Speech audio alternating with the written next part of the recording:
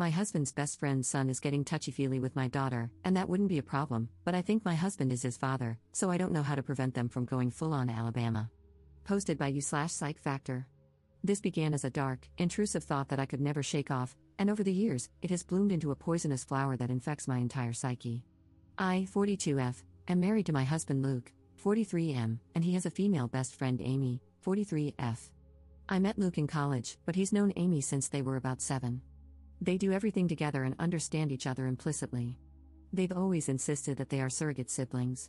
Naturally, I, as a new girlfriend, felt a little threatened by Amy and her closeness to Luke, but they both reassured me I had nothing to worry about, that their bond was not romantic and had never been intimate, that Amy really was just the sister Luke never had.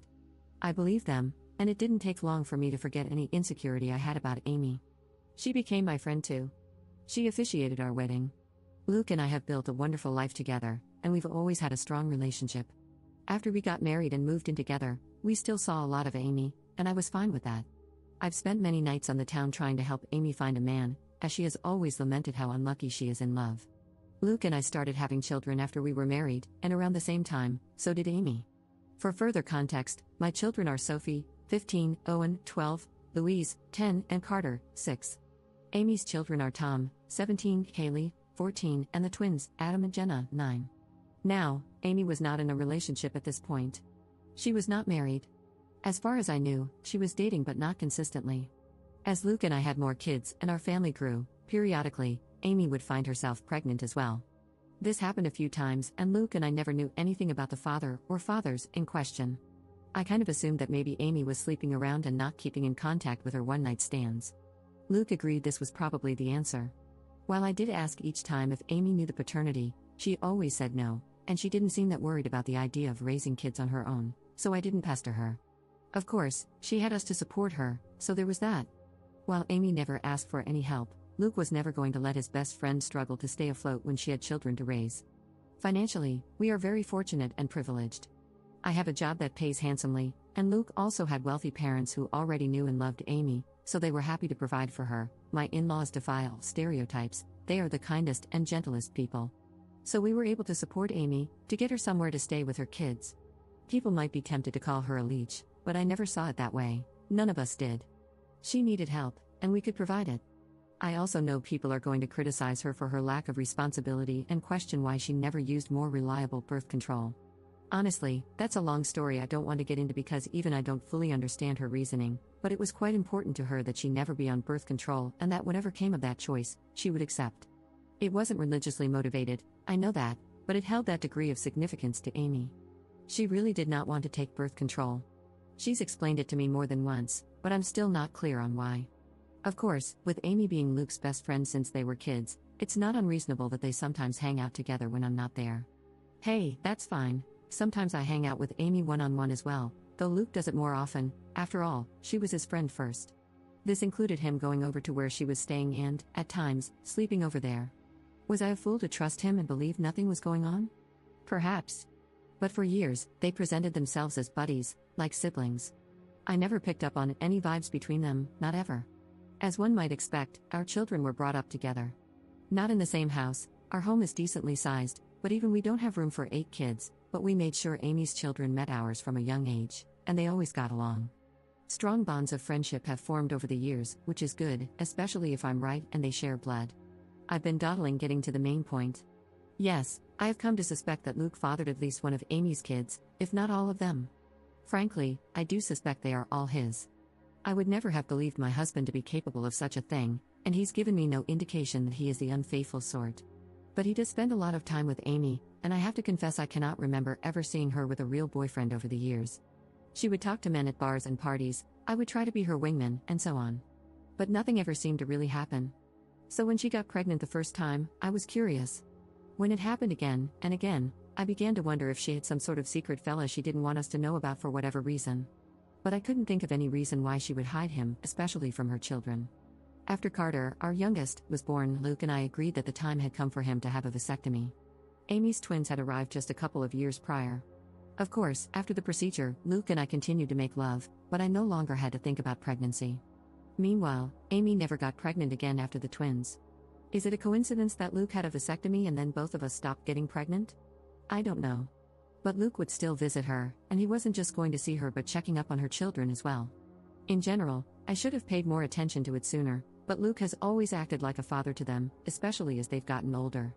He's the father they never had. He doesn't neglect me or our children, not one bit. He's doing double duty. On its own, the idea that he is a surrogate father to Amy's fatherless children isn't inherently suspicious. One could even call it noble. But it combines with a lot of other little things. There is appearance as well. I won't go into specifics of hair color, eye color, or unique physical traits, because I'd rather limit the identifying factors of the people involved and keep this whole thing as vague as possible. But suffice it to say, Amy's children, they certainly look like they could be Luke's. Kaylee has a very unusual allergy that Luke also has. The twins look very much like him, Adam in particular. The older Tom gets, the more I see Luke in his face and personality. While their race doesn't matter, the reality is that Luke is a different race than Amy, and Amy's children look pretty biracial. I could easily believe their father is the same race as Luke. That doesn't mean Luke has to be the father, but it sure seems like it. I have never voiced my anxieties to either Amy or Luke. I don't want to be the bad guy, and, guilty or innocent, I already know they would flatly deny my accusations and be hurt by them. Imagine if that drama reached the ears of my kids or Amy's kids?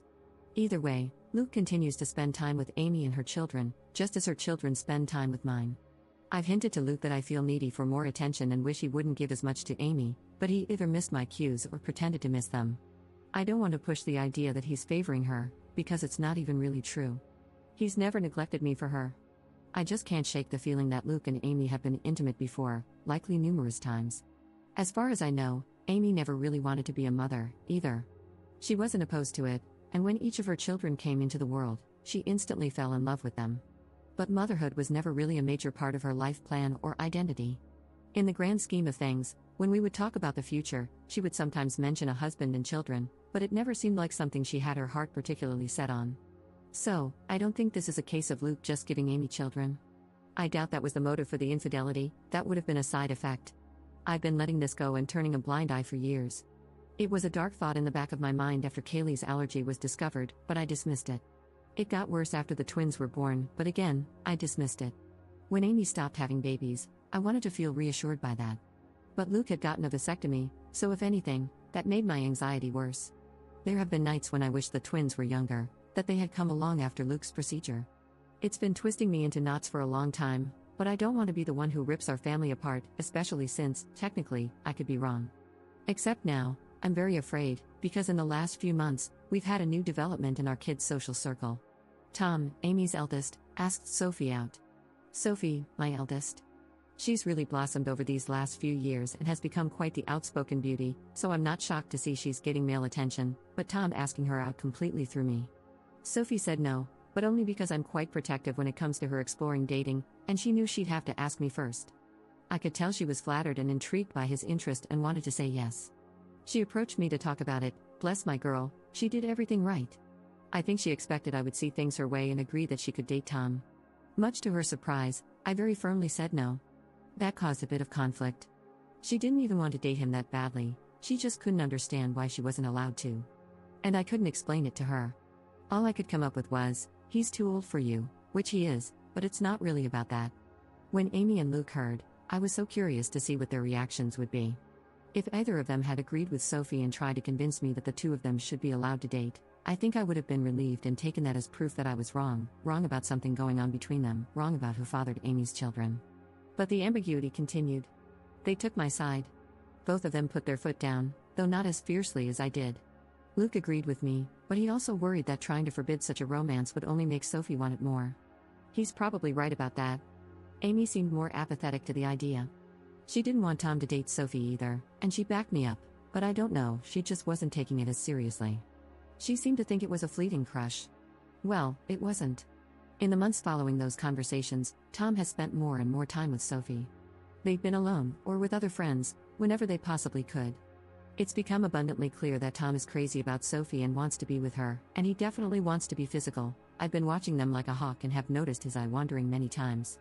While I'm doing everything I can to nip this budding romance in the crib, I also feel somewhat powerless. Sophie hasn't outwardly defied me, she's still just hanging out with Tom as friends. Forcing them to stop spending time together would seem unreasonable and probably encourage more sneaking around. But I'm so afraid that they're already doing just that. My nightmare is that they're secretly dating, doing who knows what when no one is looking. I've observed Tom being rather handsy with Sophie, and she doesn't seem to object at all. And I just don't know what to say. I had considered trying to convince Sophie that Tom is like her brother, but if she doesn't see him that way, I don't really have the power to rewrite their emotional dynamic or the history of their friendship. I've always seen Amy and her children as being like family, but my kids might see Amy's kids more as best friends. The problem, of course, is that if I'm right, if my husband has indeed been carrying on an affair over the years and is the father of Amy's children, then Tom and Sophie cannot be anything more than friends, under any circumstances. End of discussion. It can never happen. But I feel powerless to stop it. Luke has apparently talked to Tom about this, as has Amy, but he is unrelenting and won't give up on Sophie. I think she enjoys the attention and devotion. Tom has even confronted me, asking why I'm so against this when I know him well and know he would be good to Sophie. I didn't know what to say, other than to fall back on her being too young for him. But that won't work forever. If, God forbid, they're still attracted to each other in a few years, they'll pursue this with abandon, and once they're legal adults, there will be nothing I can do about it. Amy and Luke agree with me that Tom cannot date Sophie, but that's all they've really done. They seem to feel just as powerless as I do to prevent teen love. Sometimes, it genuinely feels like they've just given up, choosing to bury their heads in the sand and hope the feelings pass as Tom and Sophie get older. Sure, they're in high school, and it's unlikely Tom will be in love with Sophie forever. But my fear is that she'll let him do something intimate with her before that time comes, something neither of them can take back. I am this close to opening a door I cannot close, this close to screaming at Luke that none of this would be happening if he hadn't cheated on me all these years. If he hadn't been all but raising a second family with his surrogate sister behind my back. Now Luke's son wants to smash our daughter, his actual sister, because as far as he knows, she's just his childhood friend. And it's all Luke and Amy's fault for what they've done. If I speak up, everything gets blown to hell. On the off chance that I'm wrong, I'll be a horrible monster who accused the love of my life and one of my closest friends of doing something unforgivable. If I'm right, it still tears our entire structure apart. The family and social unit we've built over the last several years will be gone, and everyone will be stressed and upset, even if Luke and I don't divorce. If I do nothing, Sophie is eventually going to sleep with Tom and be his girlfriend, and I'm terrified it will happen sooner rather than later, or worse, that it's already happened under my nose. I hope to hell this relationship fades as they mature, but what if it doesn't? What if they stay together for years? What if they marry and want to have children someday? If I tell Sophie the truth about Amy's kids, then everyone else will find out too, and it will ruin so many lives. It would shatter my kids' perception of their father and their Aunt Amy. Luke is Owen's hero. I can't even bear to think about how much this would hurt him. And what about Amy's children? They are innocent in all of this. They didn't choose where they came from, and I don't want to hurt them. Even though I'm not happy with Tom at the moment, a week ago, I saw him put his hand on Sophie's thigh, and I wanted to knock his teeth out. He doesn't deserve the burden of knowing that the girl he's been fantasizing about is his half-sister. It's also messed up, and I don't know what to do. I've been looking the other way and letting my husband and his best friend insult me for such a long time. I thought I could live with it, but this situation with Tom and Sophie has me deeply distressed. Update 3 days later. First of all, wow, I did not expect my post to get as much traction as it did. I was half worried that someone in my family or social circle might find it, especially when someone alerted me that the post had been shared on Facebook. But, as far as I can tell, no one in my family has seen it. I want to thank all of the kind commenters who wished me well. To those who were more frustrated with my indecision, I get it, but I was dealing with an uncertain situation, and the stakes were incredibly high. I felt like no matter what choice I made, something could, and likely would, go wrong. I've spent the last 5 years imagining different scenarios based on various ways I could handle this, if I ever decided to act on it. To everyone who is clamoring for an update, I have one for you. I previously said that I was going to do a secret DNA test and had decided on that course of action. In the end, I couldn't go through with it, and now I regret that because the window to do so has essentially closed.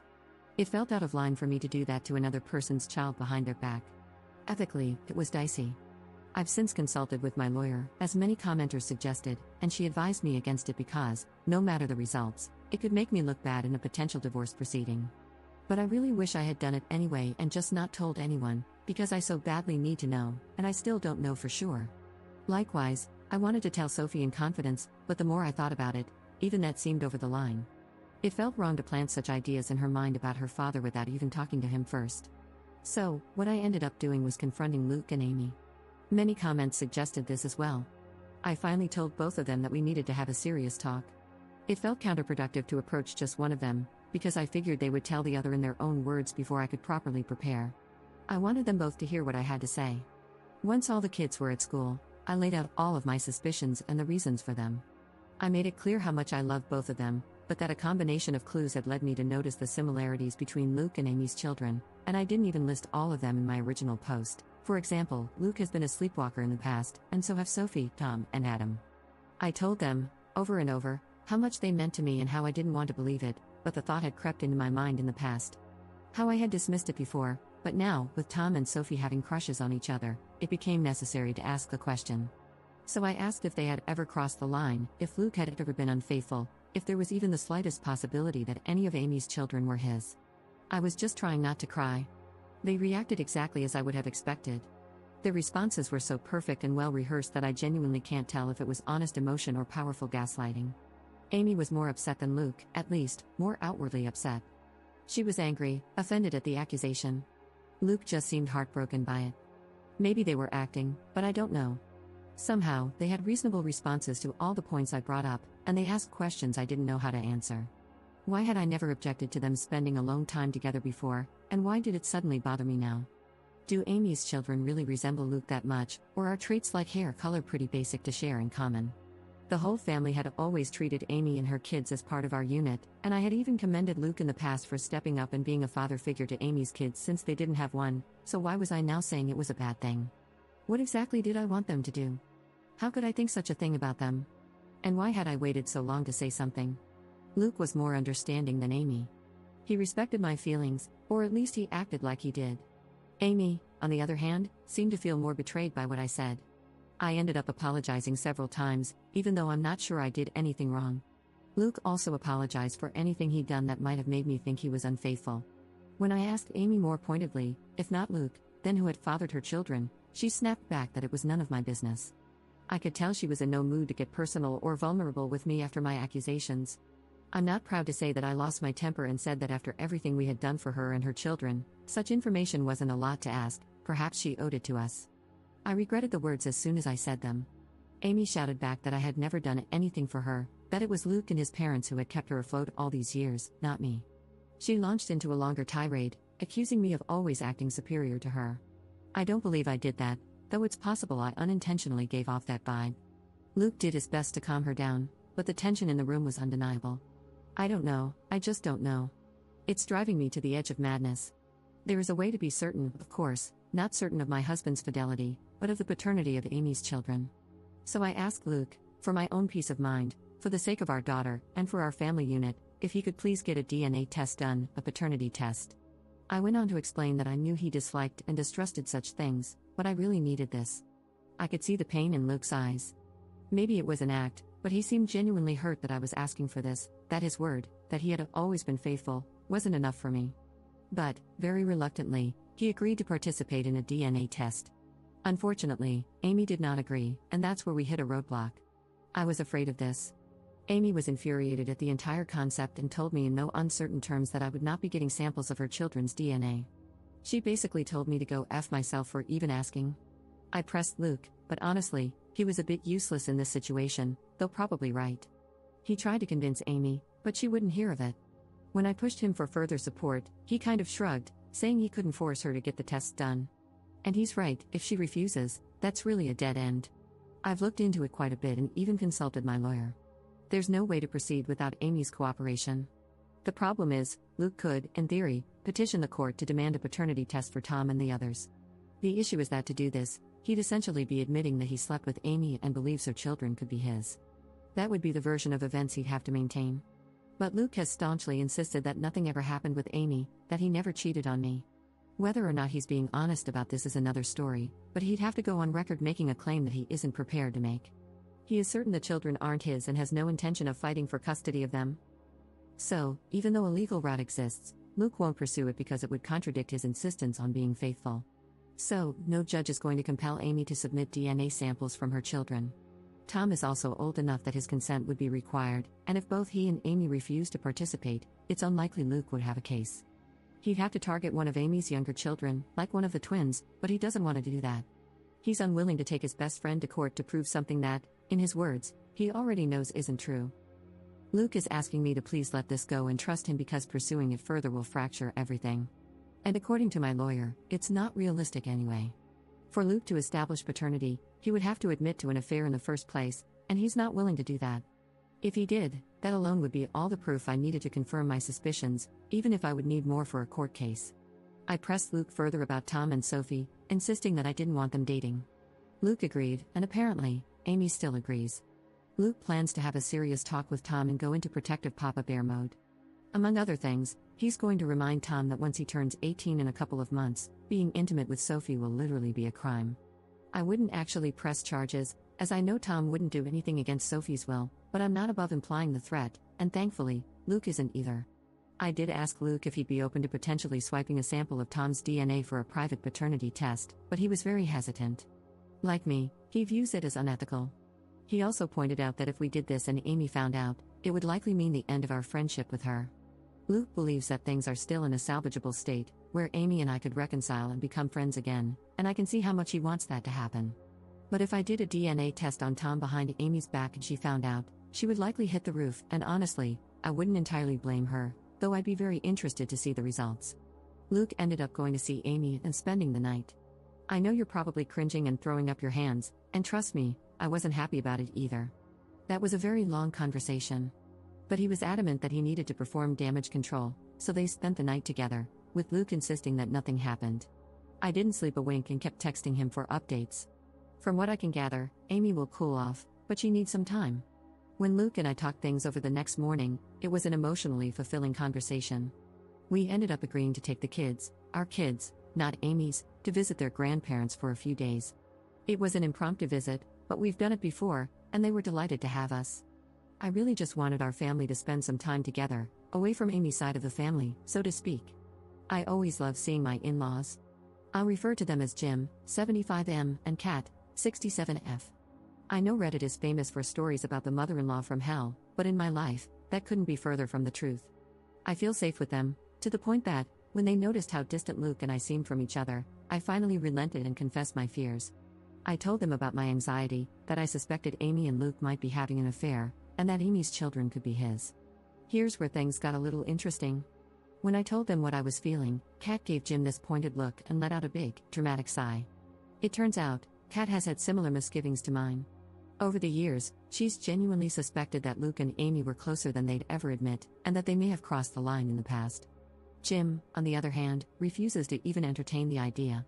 He's always insisted that Kat is seeing things that aren't there, maintaining that Luke and Amy are like siblings and would never do such a thing. Kat thinks his stance is naive, pointing out that even though she and Jim had taken Amy in and loved her like a daughter, that doesn't mean Luke viewed her as a sister, or that Amy viewed him as a brother. Jim continued to insist that Luke and Amy have always been like siblings, and I could tell he and Kat had already had this conversation before. They kept going in circles, with Kat getting exasperated. She pointed out that, surrogate siblings or not, Luke and Amy aren't actually brother and sister, so nothing would have stopped them from being physical together if they felt mutual attraction. At that point, Jim just sighed and walked away from the conversation. It became clear that Kat has privately wondered for years whether Amy's children might have been fathered by Luke. This is part of why she has always treated them as her grandchildren. To be clear, I never minded that. I also don't fault Kat for not voicing these concerns to me sooner. She had no proof, and she saw far less of Luke and Amy's closeness in our adult lives than I did. As for the kids, they're doing all right. I don't know what Amy told her children, but the general consensus, the official version of events, is that Amy and I had a fight and need a break from each other. That's what Luke and I told our children. When they pressed for more details, Luke defended me and shut down further questions, saying it wasn't their business. I'm not sure if Amy stuck to that version, but our children and hers still have each other's phone numbers and social media, so they've presumably been in contact over the last couple of days.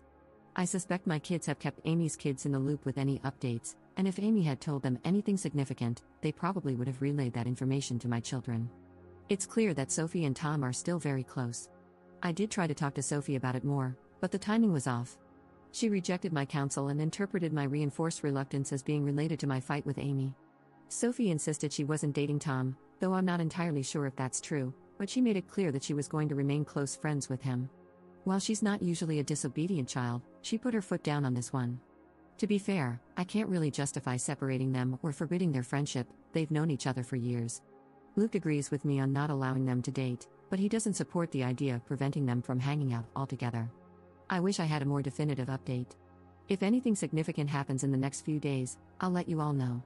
I'm mostly just kicking myself for not going through with the secret DNA test, even just for my own peace of mind. Now, I feel like I've lost the only opportunity to get definitive proof one way or the other. Second update 1 day later. I didn't expect to have another update so soon, but after posting my last one, I did a lot of thinking about my kids. I ultimately decided that, whatever else happened, I needed to warn Sophie about the situation, and do so immediately. To hell with what it meant for Luke or the fallout with the other kids. Sophie needed to be aware of what she might be getting herself into. So, I discreetly kept Sophie out of school.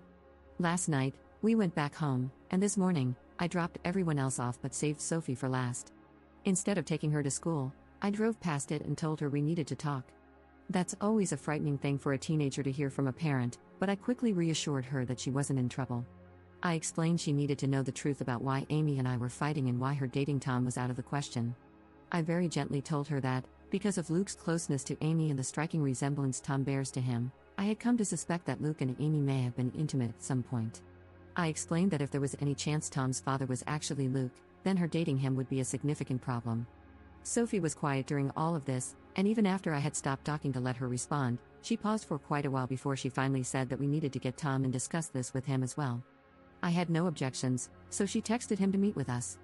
They're both skipping school today, but Sophie gets straight A's, and this is extremely important, so I looked the other way.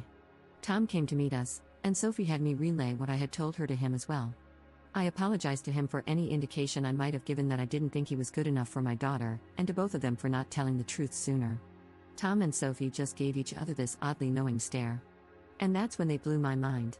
Sophie spoke first, with Tom backing her up.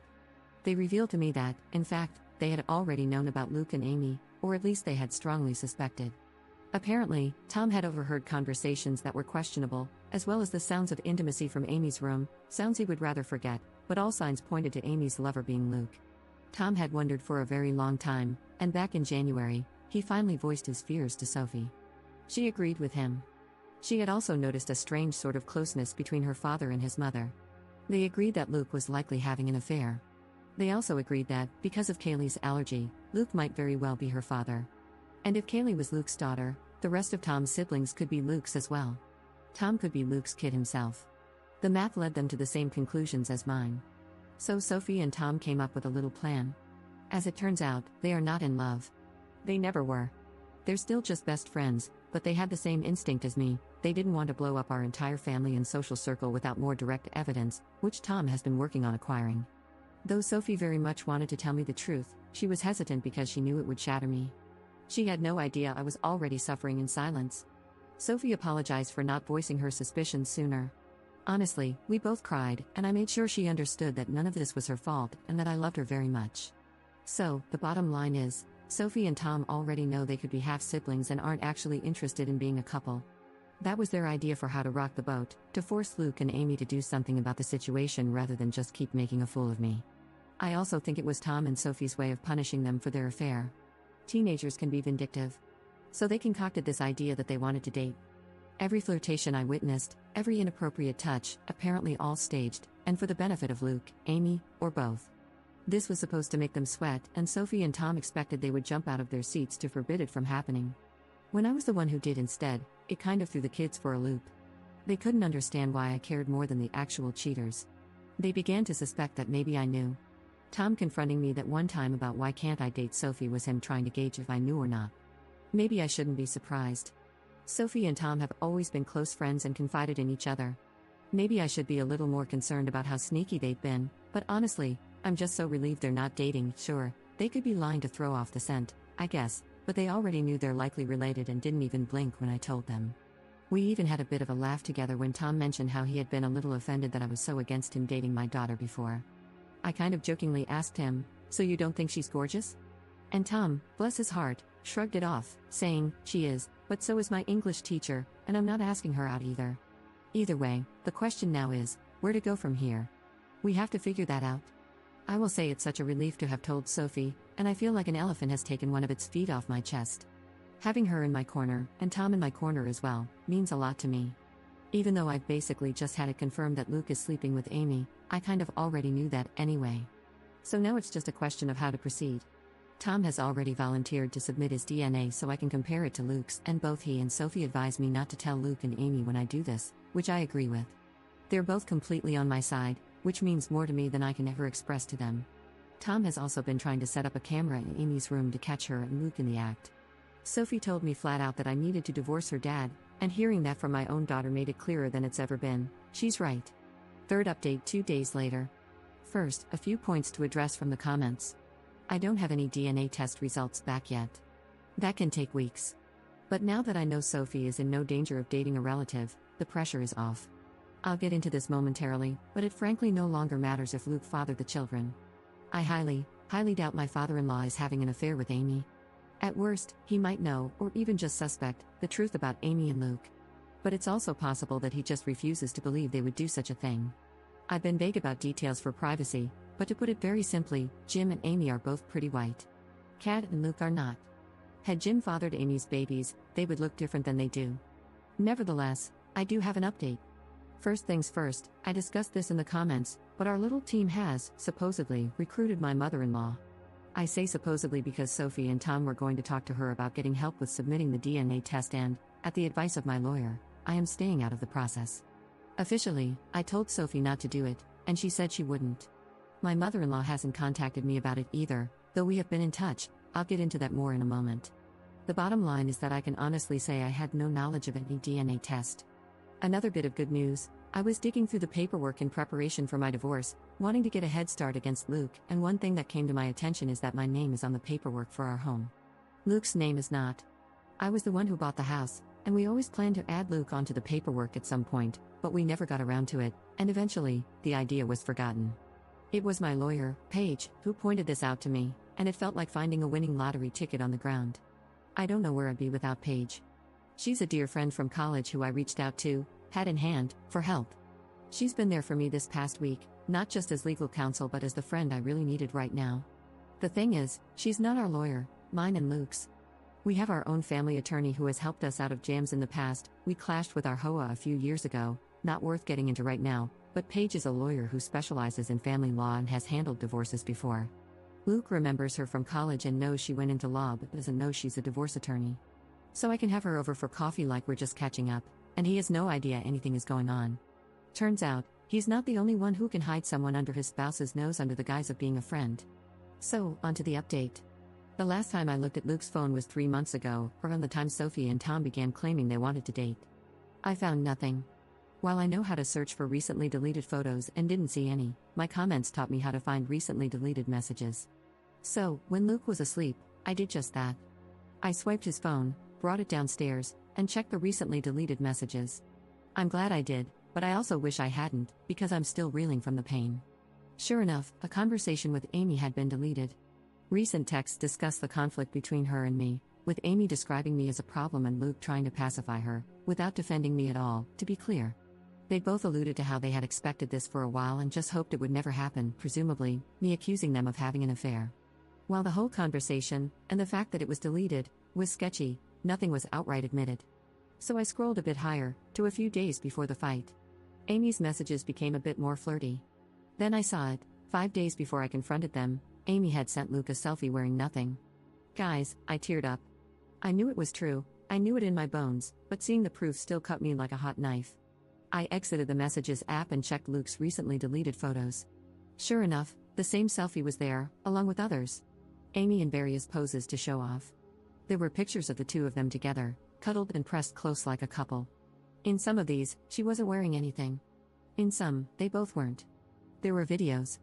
Amy sent Luke a video message of herself in her birthday suit, and I had to actually hear her voice, talking to him in a tone that made me sick, about how she was sending him a quick video to help him get through the day. In more than one video, she called him her boo, and hearing her call him that, I almost vomited. I stopped looking at that point. I'd seen enough. For about 5 minutes anyway, then a strange compulsion to keep searching led me to check Luke's laptop.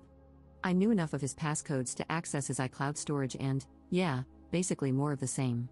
There were letters, long letters between them. I didn't have the heart to read past the first few lines of one of them, but I did read Luke mention our children. There were countless images of Amy, selfies of them together, videos where Amy appeared to be touching herself, and there were even smashed tapes of the two of them. Tom had previously offered to try and hide a camera in Amy's room, but, hell, he never needed to. Luke was hiding a whole treasure trove under my nose all along. I scrolled and scrolled. There were so many, going back years. Not all of it was dirty. There were some photos of Amy's kids too. One video was of Kaylee and the twins playing together when they were younger, with Luke and Amy's voices behind the camera. There were even old pictures of Luke and Amy from when they were younger. I'd even say teenagers. I snapped. All these years, I had been telling myself I had to be wrong, that it couldn't be true. Well, it was true. I know no one forced me to look at as much of the evidence as I did, but I'm still hurting very badly from having seen it, and in that moment, I wanted to act, so I did. I called Paige, my lawyer. It was the middle of the night, so I had to call her twice, but she picked up. Though I had woken her, when I asked her to come by and said it was an emergency, she agreed. I also asked her to draw up the paperwork and have it ready. She told me she'd already had it prepared since I first reached out to her. As I waited for her, I went through the necessary channels on Luke's laptop to make sure he wouldn't be able to remotely disconnect our access to his little stash, changing passwords and all that. Paige arrived, and I went outside to greet her in the car. I spent a good half hour in the passenger seat just crying, and she was great about that. Afterward, I passed her Luke's phone and laptop, with all the information she needed to use them. She warned me that this could be considered theft, so I asked her to forward and print out copies of everything she could and then bring the items back, because I just couldn't bear to do it myself. She agreed. I went back inside and then packed up Luke's things while the house slept. At one point, Owen got up to use the bathroom and asked me what I was doing, but I told him I was just cleaning. Luke stirred once or twice while I was in the bedroom but didn't wake. I got most of his things packed into trash bags and loaded up the car. That's when I woke him up and told him to come outside. He was confused and half asleep, but he did notice things were missing. I ignored his questions and just told him to come with me, so he followed me outside. Once we were by the car, I pulled out the divorce papers and officially handed them to him. That was when he figured out what I was doing, and he tried to talk me out of it. He tried to be sweet with me, to be tender. He kept insisting that he loved me and that there had never been anything with Amy, continually trying to persuade me not to tear our family apart. Even 2 weeks ago, I might have wilted under him because the manipulation and gaslighting were truly masterclass, but I can see through it now. I didn't tell him that I knew he was full of it. I didn't tell him what I had seen. I just told him we were finished. He tried a different approach. He refused to go, firmly stating that our children were his too and that even if we were separating, I had no right to just decide the kids would stay with me over him. This was when I very coldly presented the paperwork, reminding him that the house is in my name, and told him under no circumstances would my kids be staying with Amy. He argued for a while longer, but in the end, he decided to be the bigger person and keep the peace. At that moment, I didn't care where he went. Before he left, he did ask about his phone and laptop, and I waved him off by saying they were in one of the bags. I couldn't sleep for the rest of that night. I cried more.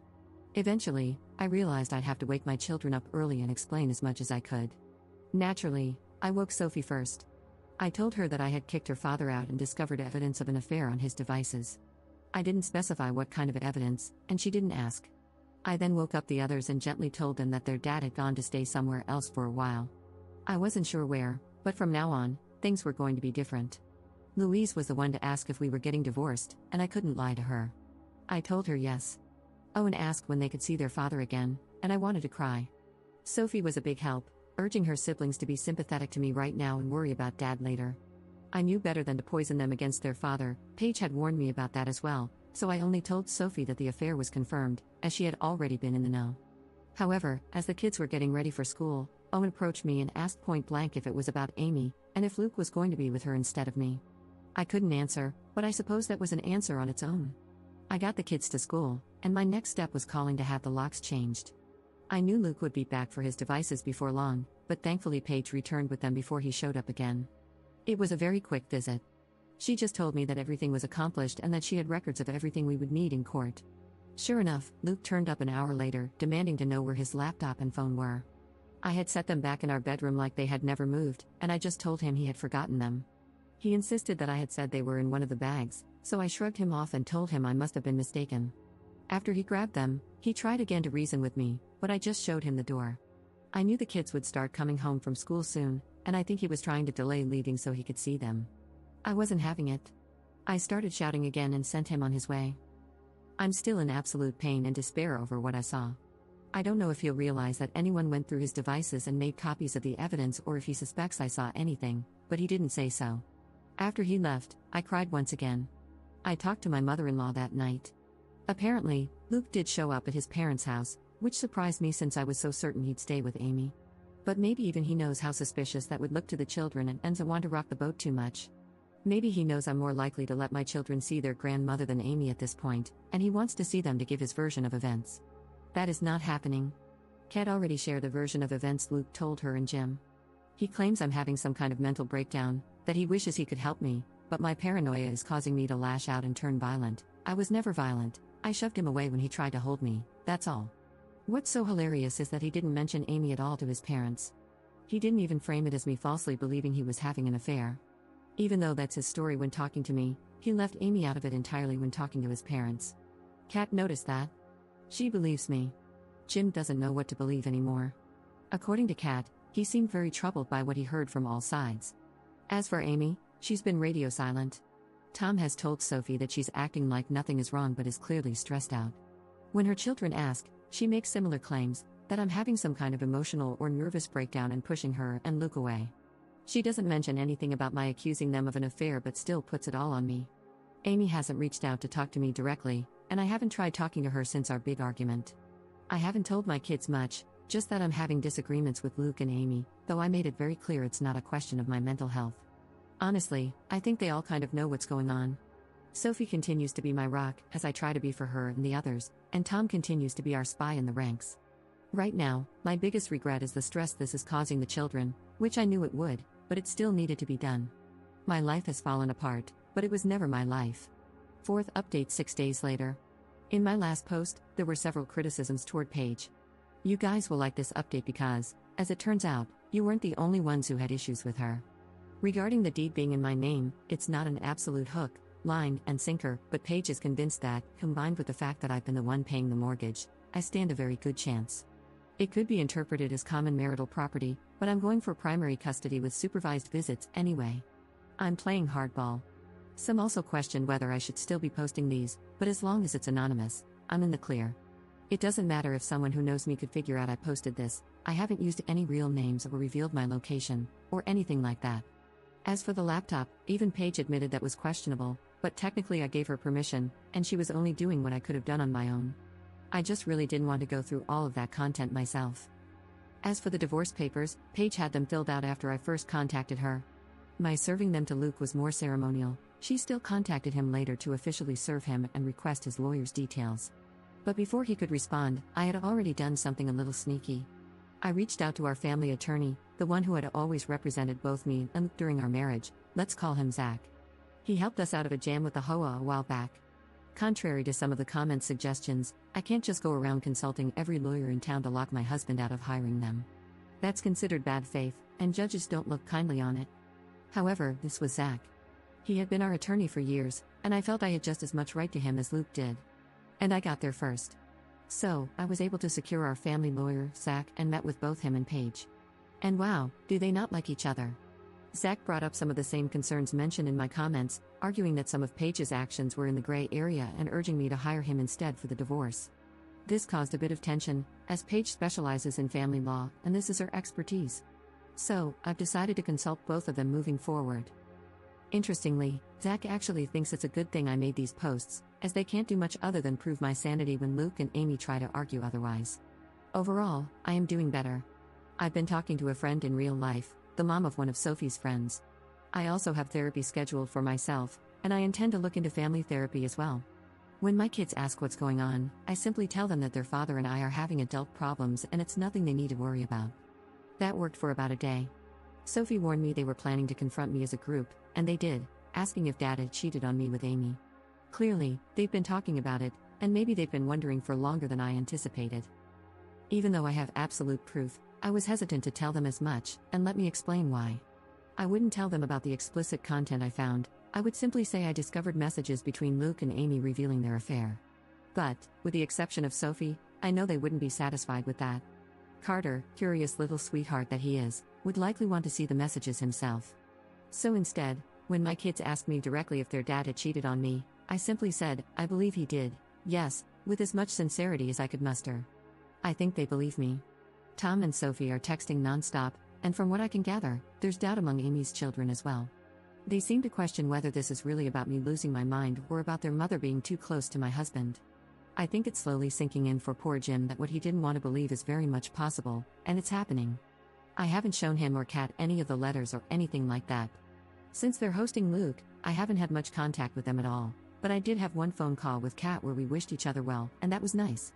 In the background, I could hear shouting, and though Kat quickly went outside, I caught what sounded like Jim shouting at Luke.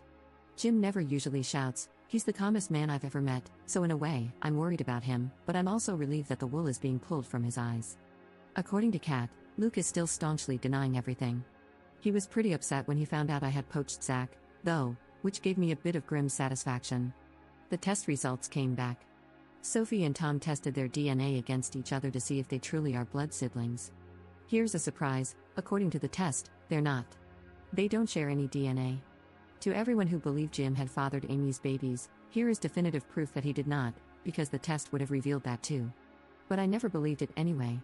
Sophie has her doubts and wonders if the results were faulty and if we should take another test to be absolutely certain, but I'm not really worried about that. I'm more confused than anything. I was so certain Tom had to be Luke's son. He was too. Now he doesn't know what to think, and I don't either. I obviously now know the affair happened and lasted years, and I know from the letters that Kaylee is Luke's child, or at least both he and Amy seem to believe she is, which confirms they were intimate 15 years ago. Now I'm just wondering for Tom's sake, who, if not Luke, is his father. He does kind of look like Luke, but that might just be coincidence. In general, everything was quiet for a few days, until it wasn't. Until she finally showed her face, my best friend Amy. I'm so happy I installed Ring cameras everywhere, as you are about to understand. Sure enough, Amy turned up on my doorstep and asked to talk. She had a relaxed demeanor and did not raise her voice. Assuming she was approaching me on Luke's behalf, I told her that I wasn't interested in talking to her and to just go away. She did not leave, but she didn't make a scene either. She persisted in telling me we needed to have a conversation. The kids weren't home, and I did have cameras inside. I was also recording her on my phone and being discreet about it, so eventually I relented and let her in. I don't know if she realized she was on camera. We sat down on the couch, and she instantly got into the reason for her visit. Turns out, she and Luke know, or suspect, that I procured damning material from his laptop. Amy accused me of going through his devices and told me that anything I found was not my business and that I needed to delete it. That was all she had to say.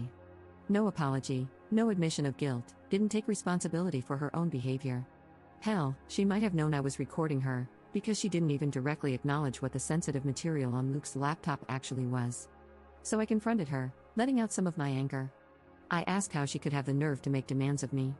I asked her why she and Luke would do a thing like this in the first place. Why had they seen fit to spend all these years betraying me?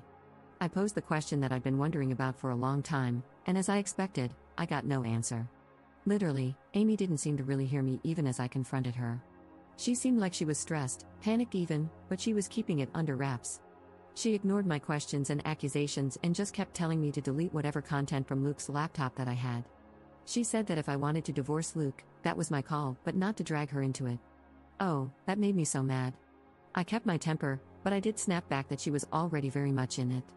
Amy just kept repeating herself, telling me to delete whatever I found, so I just refused. I asked her, point blank, why I should. Why did I have any reason to? Amy got more aggressive, raising her voice. She was trying to intimidate me, but I held my ground. She told me that this wasn't about me and that I needed to just do as she said, that it was very important. So, I asked again, why? And yet again, she would not answer. So I asked her if Luke had sent her to do this or if she had shown up on her own. No answer to that either. It was like talking to a brick wall. So I asked her to leave. Just as I'd been afraid of, she wouldn't go. She refused to leave until I had deleted everything I'd found in front of her. I couldn't help laughing. I told her no, that wasn't going to happen. This was where I could see her starting to freak out more. In another moment, she got up, ran into the other room, and grabbed my laptop. Before I could stop her, she smashed it on the floor. I really don't know why she thought that would work or get her the outcome she wanted. I think she was just panicking. Obviously, I still have everything, except now I need to buy a new laptop, and sadly, she did this out of the camera's frame, but it's fine. All of my important files are backed up, and at that moment, I was more concerned that Amy would do something else drastic. She looked like she was going to have a breakdown. I tried again, very calmly, to tell her that she needed to leave or I would call the police. She refused again and just kept repeating her demand that I drop this whole cheating angle and divorce Luke without trying to argue that an affair took place. At that point, I just stared at her, the woman I had considered one of my dearest friends in all the world. And I told her that I didn't owe her anything, but she owed her children the truth, that they had the right to know where they came from, who Luke really was to them. Amy bristled and told me it was none of my business, that I didn't understand her family and I needed to back off. She kept going back to this idea that I could divorce Luke, but I must not claim he'd had an affair with her. I just told her that I didn't need her permission to handle my divorce as I wanted, and told her again to leave. She got more and more desperate, and her anger escalated to the point that she physically attacked me. I did not expect her to actually do this. I'm not much of a fighter, but I do know the human body pretty well and where it's weakest. She hurt me pretty badly, but I got her off me. That part was entirely on camera, and the whole audio was recorded on my phone. She finally left after that, and I immediately called to file a police report. I had the strangest feeling she'd try something similar and wanted to beat her to the punch. I was able to clean myself up by the time I had to face my kids, and while I downplayed the story, I did not lie to them about why I had a black eye. I told them, for their own safety, to steer clear of Amy. I also sent the footage to Paige and Zach, as well as pictures of my injured state before I cleaned up. They've also printed out the letters that reference Kaylee as Luke's child. I really feel like Amy just screwed herself over on all this. I don't know what her motives were. Was she protecting Luke? Was this his idea? Does she just really not want the world to know she's a homewrecker? As if people didn't know already? The more of my social circle I talk to and inform of the basics, the more people are confessing that they had wondered in the past if Luke was cheating on me but didn't have any concrete proof. I suppose Amy doesn't want her kids to know who fathered them, which does line up, but I'm still not sure about Tom. I didn't ask Amy about him in particular. 5th update 6 days later. Hey guys, it's been a rough week. A lot has happened. I don't really want to talk about all of it in detail, so I'm going to keep this short. I know I never shut up, it's just how I am, but I'm going to be much more brief this time around. Luke has a lawyer now. I don't know him, but he met with Zach and Paige. To everyone saying I should have Amy arrested, I probably could have if I had shown the police the video. Instead, I just sent it to my lawyer. Maybe this makes me foolish, but even now, I think part of me is still trying to protect people I once loved and go easy on them. But everything's been on hold for the past few days, because Jim had a heart attack. I saw Luke and I saw Amy, and Amy's kids, at the funeral. It was the first time we were all together since before all this happened. Nobody talked about what's going on, short of Amy briefly apologizing for what happened before. She did seem sincere, I'll give her that, but I wasn't about to call her out anyway. Amy, Luke, and Kat all seemed pretty devastated. I was too, but we all agreed not to argue or talk about the divorce and to just let the day be a ceasefire to focus on Jim. Luke and I had a nice conversation about him.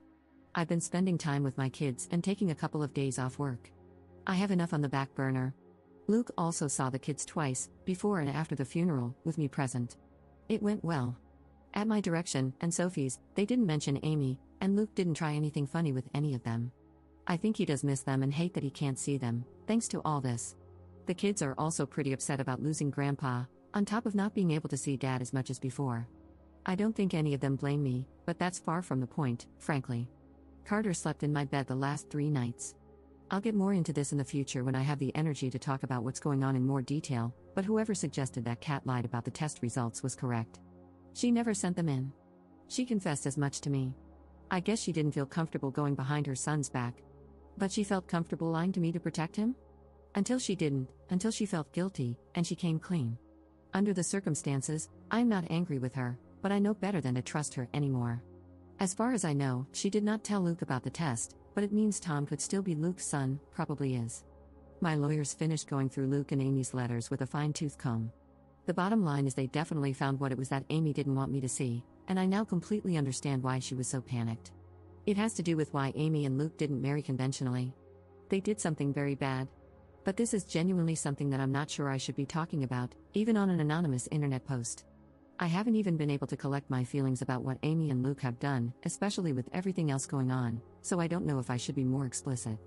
I'm sorry, I know that's not what anyone wanted to hear, but please try to understand. Paige agreed with me that when in doubt, don't post it. I've told my lawyers to put a pin in it for now because I'm in no fit state to figure out how to proceed with it or if I should use it against them. I'm just feeling like crap, honestly. It's difficult not to blame myself for Jim. I can only imagine Luke and Amy are blaming themselves too. I know they're bad people. I don't forgive them. But this tore them apart as it did me, and I think all three of us feel like the divorce stressed Jim out to the point where it may have contributed. He already had heart disease. And in particular, I blame myself for showing him what I showed him. I showed him proof of the affair shortly before he died. I'll be carrying that with me for a very long time, even if I shouldn't. I'll update again whenever I do. I'm sorry.